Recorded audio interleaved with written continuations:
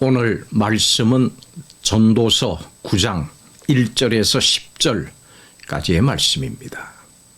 오늘 말씀에서 전도자는 인생에 대해서 회의적인 태도를 가장 많이 나타내 보입니다. 오늘 말씀의 주제인 죽음을 전도서의 핵심인 인생의 한계라고 하는 현실과 연결해서 심각하게 다루고 있기 때문입니다.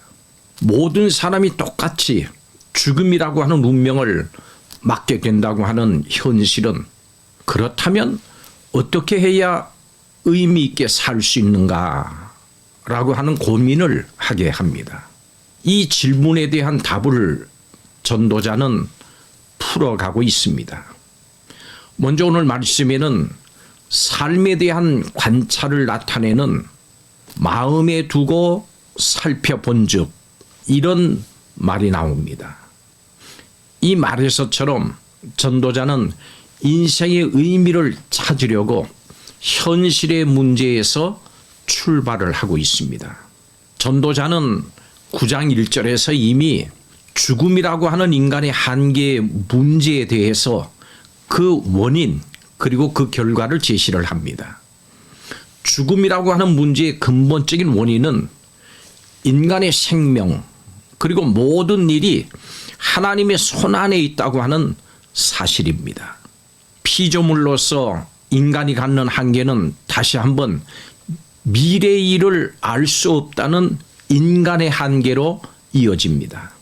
전도자는 모든 사람의 결국은 다 똑같다 이렇게 주장을 하면서 그 근거로 죽음을 듭니다. 인간의 어떤 행동이나 인격에 상관없이 모든 인간이 반드시 이르러야 할 종착역인 죽음은 인간 한계의 현실입니다. 전도자는 이 인생의 한계에 대한 대안으로 주어진 삶 가운데 즐겁게 살아라 하는 현실적인 조언을 합니다.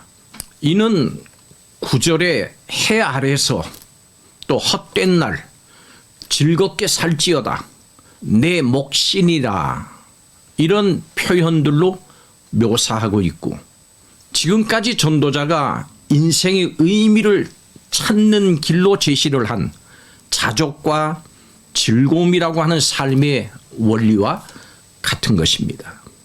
여러분, 죽는다고 하는 것은 인생에서 참으로 중대한 문제입니다. 죽음을 잊고 살거나 무시하는 사람도 있지만은 그 누구도 이 죽음을 피할 수는 없습니다. 주님 안에 있는 우리에게 죽음은 어떤 의미일까요? 오늘 말씀에서 그 의미를 함께 살펴보겠습니다. 첫째로 우리에게는 죽음을 초월하는 사랑이 있습니다. 모든 사람이 죽음을 피하지 못합니다마는 모두가 똑같은 죽음을 맞이하는 것은 아닙니다. 전도자가 관찰한 것과 같이 모두가 죽기에 죽음 그것만으로는 하나님의 사랑을 받을지 혹은 미움을 받을지 알 수가 없습니다. 그렇지만 우리에게는 우리를 위해서 사람의 모양으로 이 땅에 오시고 우리를 위해서 그 생명을 내어주신 하나님이 계십니다. 이것으로 하나님은 하나님의 사랑을 우리에게 확실하게 증거하셨습니다. 모든 사람들과 같이 우리도 죽음을 겪습니다마는 우리는 분명히 아는 것이 있습니다. 죽음도 끊을 수 없는 하나님의 사랑이 이미 우리에게 부어졌다라고 하는 것입니다. 우린 이것을 알고 있습니다. 하나님은 우리가 죽음을 통과해도 영원히 그 하나님의 사랑 가운데 있을 것임을 보장해 주십니다. 우리를 사랑하시는 하나님을 바라보십시오.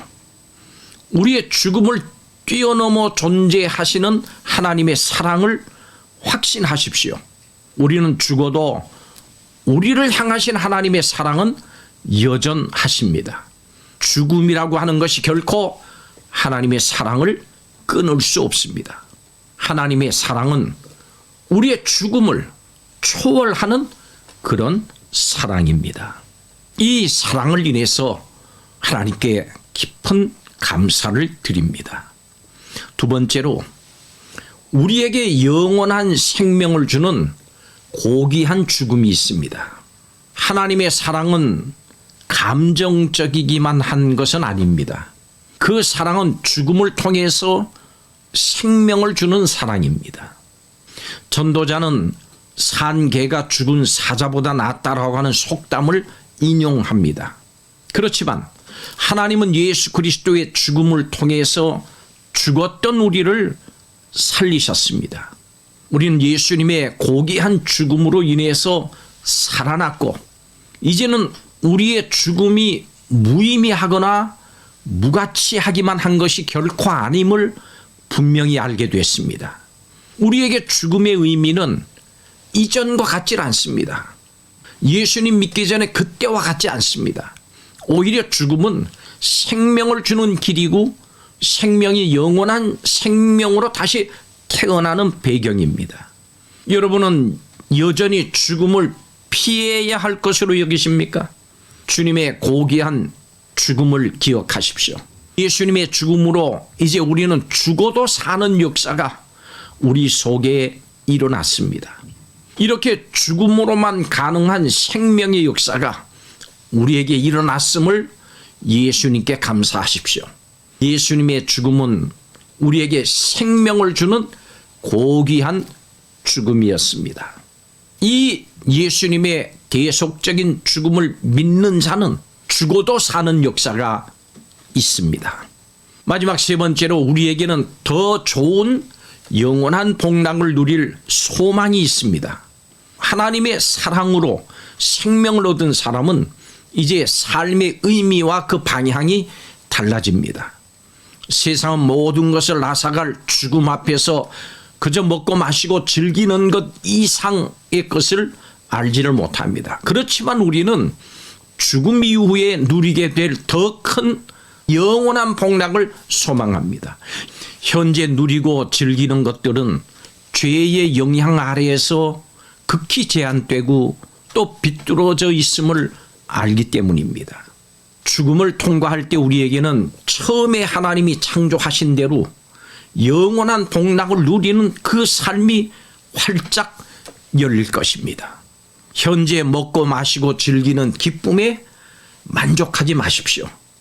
우리는 이것을 초월한 즐거움과 기쁨을 누리게 될 겁니다. 땅에 살면서 맛보는 제한되고 비뚤어진 것들이 온전하게 되는 영원한 복락을 소망하십시오. 이것이 죽음 후에 주어질 것을 우리가 알기 때문에 우리는 소망을 가지고 살 수 있습니다. 지금 우리가 사는 이 세상은 더 좋은 영원한 삶을 얻을 수 있는 기회입니다. 오늘 본문 10절에 내 손이 일을 얻는 대로 힘을 다하여 할지어다. 내가 들어갈 장차 수월에는 일도 없고 계획도 없다 그랬습니다. 하나님은 모든 사람들에게 기회를 공평하게 주십니다.